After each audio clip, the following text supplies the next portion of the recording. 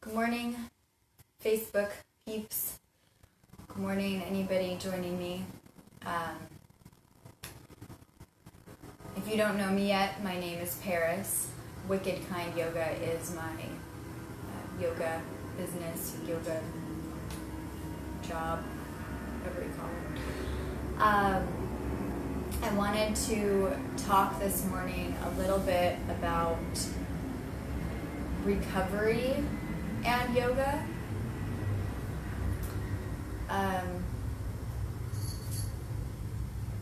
Last night I did this meditation. I don't know if you saw it, but it was about it being springtime or the coming of spring and planting the seed of who you want to be. And the thing that I really want more than anything, I think, is to help people who live a lifestyle of alcoholism and addiction to find a way out, because life is really so much better when you don't spend your days in a haze and you don't spend your mornings hating yourself. So for me, I spent about 20 years drinking too much and using other substances. I won't get into it too much in case there's children in the house listening or anything, but just have an idea of what that might mean. And I searched over and over for ways to stop. I went to AA meetings. I went to Smart Recovery meetings. I found little bits and pieces in both of those that I liked, but I really couldn't stick with anything. And over and over and over again, I found myself creating and repeating these patterns of insanity, basically. And one time I went to this yoga class while I was still in the middle of what I call the year of the great meltdown, which was 2018. It was a horrible year for me, mentally and with my addiction.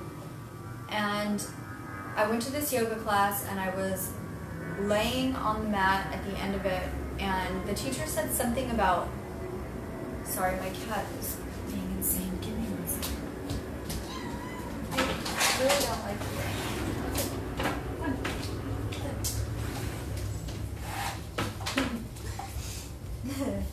The teacher said something about like listening to your body or something, and I just felt this like immense, like my heart hurts and I don't know how to fix it. And that's where a lot of my addictions came from, was this immense feeling of just pain and trying to escape from it. So I had to figure out what that meant for me and how to fix it. It took a long time. It's not like I just decided right after that class that like this is what I'm going to do and it's all going to be great. But I took a yoga teacher training, and I was lucky enough to have some really, really great teachers and some really, really just fantastic people in the program with me. And every day that I would leave this training, I would just feel how much I wanted to be a better person and how much I could find this truer version of myself coming into play. And still, it took a while. I continued to drink. I drank heavily and in excess and to the point of physical illness and mental illness and destruction of my family and my home and my relationship, and just, really couldn't get a handle on it. And then last April, I took a trip with my family to Arizona, which we do every year. And I had been sober for the couple of weeks prior to that. And I did not keep it up while we were there. And the last night of our trip, I ruined it for my children, my mother, myself. Just couldn't get a handle on things. So I decided when we left that trip that was the end of it. It had to stop. And so it did. And I started keeping a calendar. This is my calendar from last year. This is this year's. And every day that I woke up and I didn't hate myself for drinking, I kept score on here. And I actually had my daughter write the numbers. She didn't know what they were for. But seeing her handwriting made a huge difference for me. Seeing that she wrote that she was counting days that she didn't know what they were, but now she does. Anyway, all of my kids know now that I don't drink. But yesterday when I was doing this exercise, this meditation about who do you want to be, and like I said, I really want to be someone who can tell other people that are in that situation that there is a way out and there are different ways out. I don't particularly like AA. I don't think that the mindset works for me. It works for some people, and that's fantastic, but it doesn't work for me. And about a month ago, maybe a little more than that, I lost my way. And I went out, and I drank, and I don't know why. I cannot explain it. And I have not written on my calendar since then, because I couldn't decide if it was appropriate to throw away all the days that I had already had and start over, or if that wasn't right for me. I could not decide until this morning when I thought about that meditation, and I thought about the fact that a tree, as it grows, if a branch falls off, it doesn't just fall to the ground. The tree keeps growing. Things are different, and you don't count that branch anymore.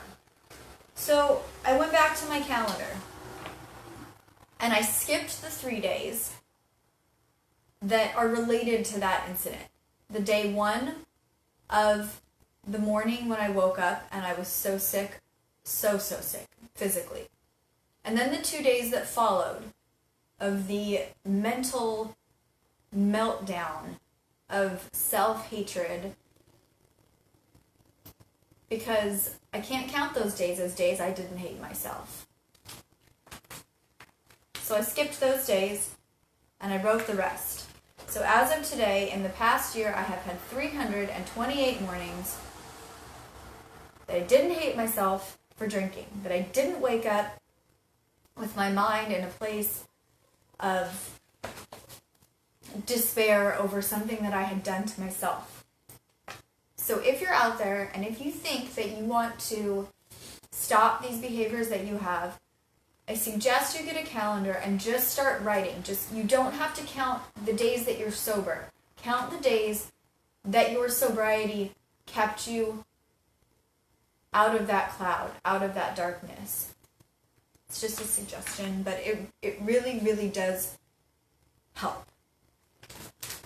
And I don't do the tokens, and like I said, I don't do AA, but this is just something for me. This is something for me to look at and say, wow, 328 days in the last year, I woke up and felt good about what I was doing. The other part of that is there's all these resources out there that I wanted to share with you about addiction and different ways to deal with it, right? So, of course, we have AA with there's the big book. This is a book called Mindfulness and the 12 Steps. And I haven't read it all, and I don't necessarily always read things in order, but it really is a way to take a different view on how to work through the 12 steps and what that means for you personally. This is actual activities. Mindfulness-based relapse prevention for addictive behaviors. These are activities, things that you can read through, things that you can do to help you through. I have a couple more things I want to share with you, and then I'll get to the point of all of this. This is the Smart Recovery Handbook. If you've ever been to a Smart Recovery group, you know that basically there are two different kinds. There's one where you sit down, you have a discussion or activity based on one of the principles of Smart Recovery, or there's the meetings where you sit down and you just talk. The meetings where you sit and you just talk are fantastic because you feel like you're not alone. But for me, the problem with Smart Recovery was that we're so accepting of each other that it felt like it was okay to have all these pitfalls and continue to use or drink, and you could still come back and it was going to be all right. For me, that was a little too much lack of structure for me. But this is a handbook that has great activities. It teaches you how to deal with the day-to-day.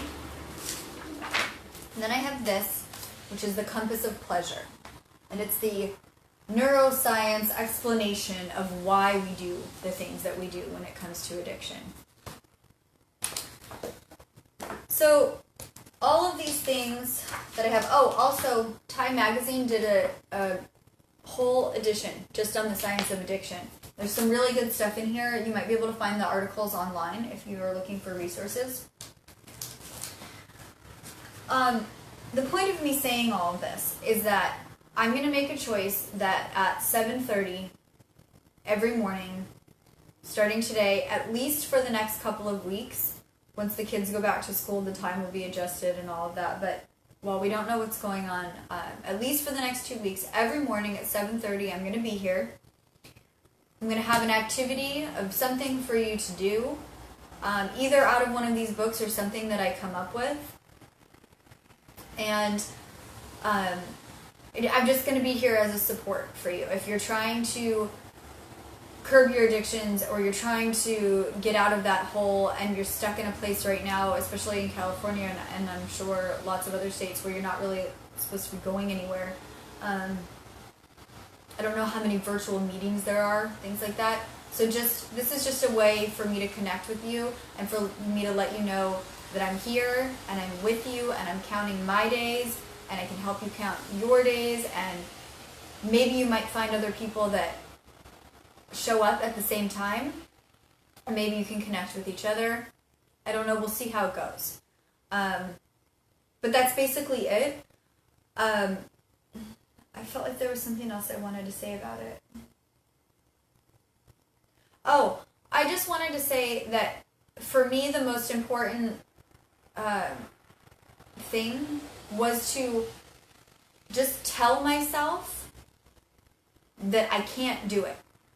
That question of, can I go to the restaurant and have a glass of wine? Will it be okay? Can I have one glass? Can I work that out? If I have just one glass, will I be all right? The answer to that is no.